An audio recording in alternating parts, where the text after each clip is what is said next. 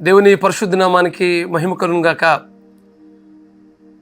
ఈ వాక్య ధ్యానాలు ప్రతిరోజు వింటూ మీరు ఆత్మీయంగా క్షేమాభివృద్ధి చెందాలని, దినదినము దేవునికి సమీపంగా జీవించాలని, మీ హృదయాల్లో గొప్ప నిరీక్షణ నింపాలని ఈ సందేశాలు ప్రార్థనపూర్వకంగా మీ వద్దకు తీసుకొస్తున్నాం. ప్రార్థనపూర్వకంగా విందాం. కీర్తన గ్రంథం 20వ కీర్తన 7వ వచనం 9వ వచనం చదువుకుందాం. మనమైతే మన దేవుడైన యెహోవా నామమును బట్టి అతిశయపడదుము. మేము మొర్రపెట్టినప్పుడు రాజు మాకు ఉత్తరం ఇచ్చును గాక. ఇక్కడ దావీదు దేన్ని బట్టి అతిశయించాలో చాలా స్పష్టంగా చెప్తున్నాడు. కొందరు రథములను బట్టి, కొందరు గుర్రములను బట్టి అతిశయపడతారు, కానీ మనమైతే మన దేవుడైన యెహోవా నామమును బట్టి అతిశయపడదుము. యెహోవా రక్షింపుము అంటూ మేము మొర్ర పెట్టినప్పుడు రాజు మాకు ఉత్తరం ఇచ్చును గాక అంటున్నాడు. దావీదు దేవుని మీద ఎంతో ఆధారపడిన పరిస్థితి కనిపిస్తూ ఉంది. తన జీవితకాలం అంతా దేవుని మీద ఆధారపడి దేవుని వద్ద నుండి ప్రతి సమస్యను విడుదల పొందుకునే పరిస్థితి కనిపిస్తూ ఉంది. తన క్లిష్టమైన పరిస్థితుల్లో, తన సమస్యల్లో, తనకు వస్తున్న ప్రతి ప్రతికూలతలో దేవుని మీద ఆనుకుని దేవుని వద్ద నుండి బలం పొందుకున్నట్లుగా దేవుని వాక్యాలు మనం చూస్తున్నాం. ఇక్కడ అంటున్నాడు కదా, మనమైతే మన దేవుడిని యెహోవా నామమును బట్టి అతిశయపడదుము. ఈ దినాల్లో మనం చూసినట్లయితే చాలామంది చాలా విషయాల్లో అతిశయిస్తున్నారు. వారికున్న జ్ఞానాన్ని బట్టి, వారికున్న ఉద్యోగాన్ని బట్టి, వారికున్న ధనాన్ని బట్టి, వారికున్న పలుకుబడిని బట్టి, అలాగే వారికున్న అందచందాలను బట్టి, వారికున్న ఆస్తిపాస్తులను బట్టి, వారికున్న బంధుబలగాన్ని బట్టి, ఈ విధంగా మనం చూసినట్లయితే అతిశయాలు కనిపిస్తూ ఉన్నాయి. కానీ దేవుని బిడ్డలంగా మనం దేవుని బట్టి మనం అతిశయించాలి. ఎందుకంటే మన దేవుడు శక్తి కలిగిన దేవుడు.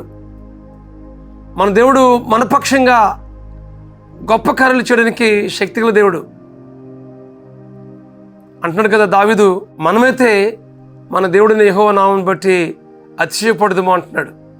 ఎందుకంటే అతిశయం ఆయనకి, దేవుడే తన పక్షంగా ఉంటే తనకు వస్తున్న ప్రతి సమస్యను నేను జయించగలను అనే ఒక నిబ్బరము ఆయన జీవితంలో ఉన్నట్లుగా చూస్తున్నాం. ఎందుకంటే దేవుని మీద అపారమైన విశ్వాసం దావీదు కనబరుస్తున్నాడు.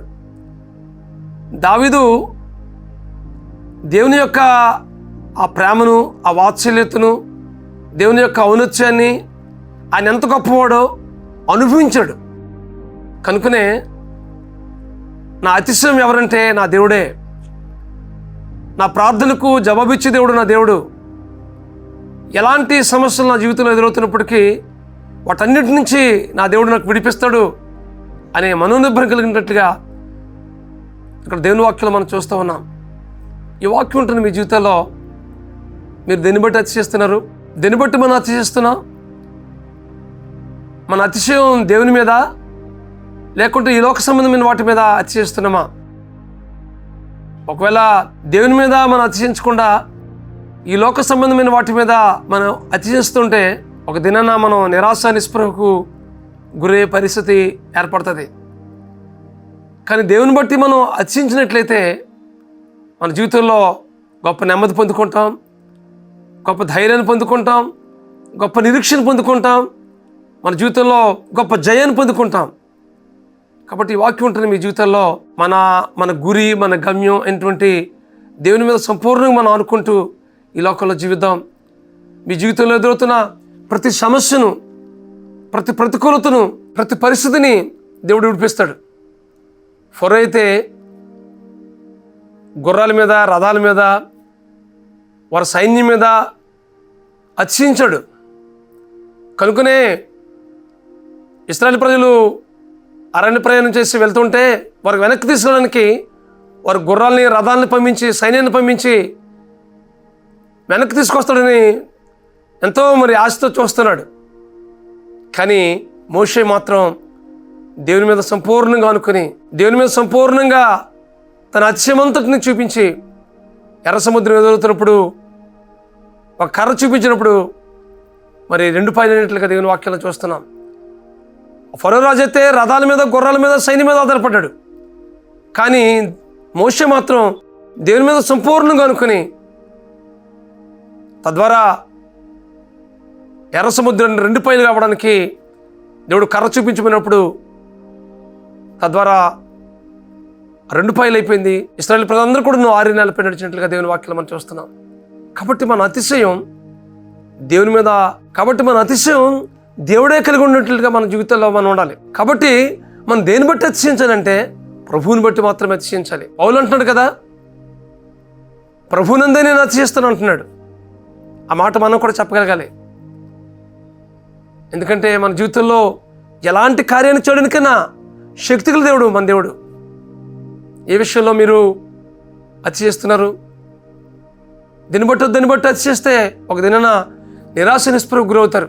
కానీ దేవుని బట్టి మనం అతిశయించినట్లయితే మన జీవితంలో గొప్ప సంతోషాన్ని, సమాధానాన్ని పొందుకుంటాం.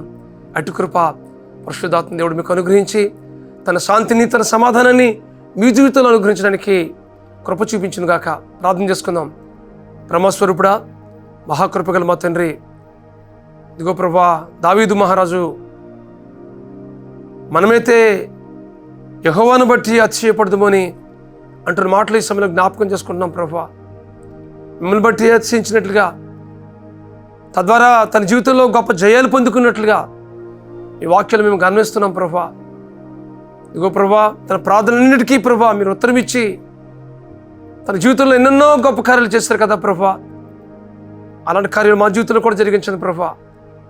ఈ లోకంలో ఉన్న వాటి మీద, వాటిని చూసి మేము అతిశయించడం కాదు కానీ ప్రభా, మిమ్మల్ని బట్టి మేము అతిశయించి మా జీవితంలో గొప్ప సమాధానాన్ని, సంతోషాన్ని పొందుకునేటట్లుగా కృప చూపించమని, నేను వారి జీవితంలో ఈ వాక్యాన్ని ఫలభరితంగా ఉంచమని మా ప్రభువును, మీ ప్రియకుమారుడును, మా రక్షకుడినైనా యేసుక్రీస్తు నామములో ప్రార్థించి పెడుకుంటున్నాం తండ్రి.